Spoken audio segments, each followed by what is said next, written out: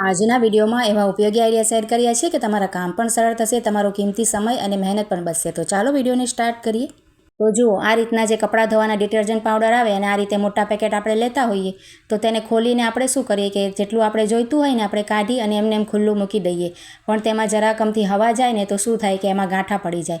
તો તેને પેક કરવા માટેની તમને એક સરસ આઈડિયા બતાવું છું। આપણે કોઈ પણ આ રીતનું નાનું બોટલ હોય ને, જરાક નરમ હોય ને એવું આ રીતના લઈ લેવાનું। જુઓ, હવે છે ને આપણે છરી વડે તેનો ઉપરનો ભાગ હોય છે ને ઢાંકણ પાસેનો, તેને આ રીતે કટ કરી લેવાનું। જો આ રીતે તૈયાર થઈ જાય પછી આપણે છે ને જે આપણે સરફની થેલી કે આ રીતના નિરમાની કોઈ પણ તમારી થેલી હોય ને તેને એ રીતે કટ કરવાની કે આ જે બોટલ આપણે કટ કર્યો છે તે અંદર જતો રહેશે। જુઓ, આ રીતે આપણે એના માપની જ કરવાની। તમારે નાનું બોટલ હોય કે કદાચ મોટું પેકેટ હોય તો એ રીતના માપ કરી અને આ જે ઢાંકણ છે ને આપણે તેનો હોલ કર્યો હોય ને તેની અંદર આવી જાય। જુઓ, સરસ। અને આ રીતે પકડી આપણે સરસ કઠણ રીતે અને ત્યાર પછી આપણે સેલો ટેપ લઈ લેવાની। જુઓ, સેલો ટેપ તો આપણે ઘરમાં રાખીએ છીએ, તો આ રીતે આપણે સેલો ટેપ તેના ગોળ ફરતે વીંટાળી દેવાની। જુઓ, જ્યાં આપણે કટ લાગેલો છે અને બોટલ અંદર પરોવી છે ને બોટલ કટ કરેલી, અને આ રીતે સરસ આપણે 1-2 આંટા મારી દેવાના, તો સરસ આપણે એકદમ કઠણ થઈ જશે અને તમારે ઓર્ગેનાઇઝર જેવું બની જશે। જુઓ, આ રીતે સરસ પેક થઈ જાય અને આપણે ઉપર ઢાંકણ ઢાંકી દેવાનું। આ રીતે તૈયાર થઈ જાય ને પછી આપણે જુઓ, તમારે ચોમાસામાં આ જે ટ્રીક છે ને ખૂબ જ ઉપયોગી થશે, કેમ કે ચોમાસામાં હવાઈ જાય અને જલ્દીથી સરફમાં ગાંઠા પડી જાય, આપણે પાણીવાળા હાથથી કદાચ ખોલ્યું હોય અને આ રીતે જુઓ, જ્યારે પણ આપણે જેટલું પણ પાવડર કાઢવું હોય ને કોઈ પણ ડોલમાં કે વાસણમાં તો આ રીતે કાઢી અને ફરીથી આપણે ઢાંકણ સરસ પેક બંધ કરી દેવાય। ખૂબ જ સરસ આઈડિયા છે। જુઓ, તમને સારો લાગે તો લાઇક કરજો અને કમેન્ટ જરૂર કરજો। ત્યાર પછી જો આ રીતના જર્મનના મોટા ડબ્બા છે ને, હવે તો વધારે આપણે સ્ટીલના જ વાપરીએ, પણ કદાચ આપણી પાસે 1-2 હોય, આપણે લોટ વગેરે દળાવતા હોય કે બીજી કોઈ પણ વસ્તુ આપણે ભરતા હોઈએ, દાળ વગેરે કે ઘઉં વગેરે, તો તે છે ને જલ્દીથી કાળા પડી જાય અને આપણે સાફ કરીએ ને ગમે એટલું પણ ઘસીએ ને તો પણ ક્લીન ના થાય, એકદમ સરસ ચમકે નહીં।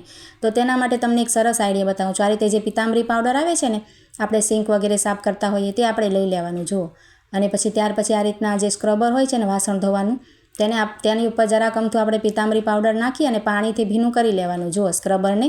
અને જો આનાથી તમે ડબ્બાને સાફ કરશો ને, જર્મનના કોઈ પણ વાસણને કે ડબ્બાને, તો ખૂબ જ સરસ તમારી ચમક પણ આવી જશે અને તમારે કોઈ પણ વસ્તુની જરૂર નહીં પડે। જુઓ, તમે જોઈ શકો છો કે સ્ક્રબર કેટલું કાળું થઈ ગયું છે અને જરાક જ ઓછી મહેનતમાં અને ઓછા સમયમાં તમારું વાસણ છે ને ચમકી જશે, એકદમ નવા જેવી ચમક આવી જશે। તમે જોઈ શકો છો કાળાશ બધી નીકળે છે અને તમારે વધારે સાબુ સરફની કે કોઈ પણ બીજા આપણે તારની કે જરૂર નહીં પડે। ખૂબ જ સરસ આઈડિયા છે।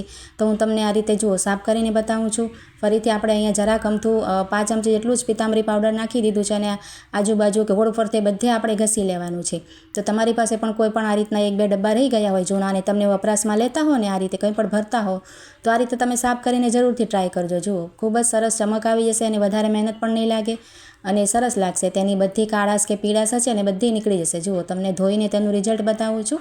ખૂબ જ સરસ આઈડિયા છે, ટ્રાય જરૂરથી કરજો। જુઓ, અંદર બહાર બધી જગ્યાએ મેં ઘસી લીધું છે, જરાક અમથું પાવડર નાખી અને આ રીતે જરાક અમથું જ ઘસ્યું છે। જુઓ, અંદરની તમને ચમક બતાવું છું, બધા દાગ નીકળી જશે। તમારે કદાચ કોઈ દાગ બેસી ગયા હશે ને તે પણ નીકળી જશે। ખૂબ જ સરસ આઈડિયા છે। ત્યાર પછી જો આ રીતના આપણે બિસ્લેરીના બોટલ કે કોલ્ડ્રિંક્સના બોટલ આપણી પાસે ઘણા બધા ભેગા થાય, તો આજે હું તમને તેનો એક સરસ ઉપયોગ બતાવું છું, ખૂબ જ કામનો છે કિચન માટે। તો આપણે શું કરવાનું, એક છરી લઈ લેવાની અને તેનું જે નીચેનું તળિયાનો ભાગ હોય છે ને, કોઈ પણ બોટલ તમે લઈ શકો, આ રીતે તળિયાના ભાગથી કાપી અને તેને આખું ખુલ્લું કરી લેવાનું, એટલે કે ખોલી લેવાનું। જુઓ, ઓપન થઈ જશે। હવે આપણે આ રીતના ડબલ સાઇડ ટેપનો એક પીસ આપણે કાતર વડે કાપી લઈશું। જુઓ, અને કોઈ પણ એક ભાગે તમારે 4 ભાગ હોય છે ને, કોઈ 4 સાઈડ, તેમાં કોઈ પણ એક સાઈડ આપણે આ રીતે ચોંટાડી દેવાનું। જો આ રીતે તૈયાર થઈ જશે। હવે જો આ રીતે આપણે કિચનમાં જે કેબિનેટ હોય ને, જ્યાં પણ તમારે લગાવવું હોય, સિંકનું કેબિનેટ હોય કે પછી આ રીતે જુઓ સિલિન્ડર આપણે જ્યાં પણ રાખીએ ને ત્યાં આપણે તમારે જે પણ જગ્યા ખાલી હોય ને આ રીતે જુઓ હોય ને પ્લેન, ત્યાં આપણે જે ડબલ સાઇડ ટેપને આ રીતે તમે ચોંટાડી દેશો સરસ કઠણ રીતે। અને તેમાં જો આપણે પ્લાસ્ટિકની જે પોલિથીન હોય ને, કોથળીઓ આપણે કરિયાણામાં ને શાકભાજીમાં આવતી હોય ને, તે આપણે ભેગી કરીને ક્યાંય પણ રાખી દઈએ, તો આમાં તમે બોટલમાં રાખશો ને તો નીચે જે હોલ હોય છે ને તેમાંથી આ રીતે એક પોલિથીન કાઢવા થાય। જુઓ, તમારે ખૂબ જ સરસ આઈડિયા છે।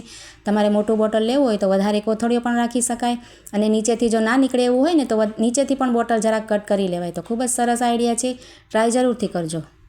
ત્યાર પછી જો અખરોટને આપણે ખોલવું હોય ને તો શું કરીએ કે કંઈ પણ તેની ઉપર સાણસી વગેરે કે કઠણ વસ્તુ મારીએ, અથવા તો આપણે છે ને તેને દરવાજાની અંદર પણ આપણે નાખીને ફોડતા હોઈએ, પણ આજે હું તમને એક સરસ આઈડિયા બતાવું છું। તેનાથી તમારે ભૂક્કો પણ નહીં થાય અને સરસ રીતે ખુલશે। જો આ રીતે છરી આપણે એક લઈ લેવાની, સ્ટીલની હોય ને, તૂટે નહીં ને એવી સરસ લેવાની, ઉપરથી જરાક તેની આ રીતના ધાર હોય। જુઓ, અને અખરોટની બીજી બાજુ તમે આ રીતે એક બાજુ જોયું હશે કે જરાક અમથી તરાડ જેવું હશે, તો એમાં આપણે આ છરીને આ રીતે નાખવાની જુઓ, અને જરાક અમથું આમ તમે ફેરવશો ને તો તરત જ તેમાં તિરાડ પડી જશે જુઓ, અને ખુલી જશે. અખરોટ છે ને ભૂક્કો પણ નહીં થાય, વાગવાની પણ બીક નહીં રહેશે, અને આ રીતે જુઓ તેના 2 ફાડા આપણે સરળતાથી કાઢી શકાય. તો ખૂબ જ સરસ આઈડિયા છે. તો આજના આઈડિયા તમને કેવા લાગ્યા છે કમેન્ટ કરજો, અને સારા લાગ્યા હોય તો લાઇક કરજો, શેર કરજો, ચેનલને સબસ્ક્રાઈબ કરજો.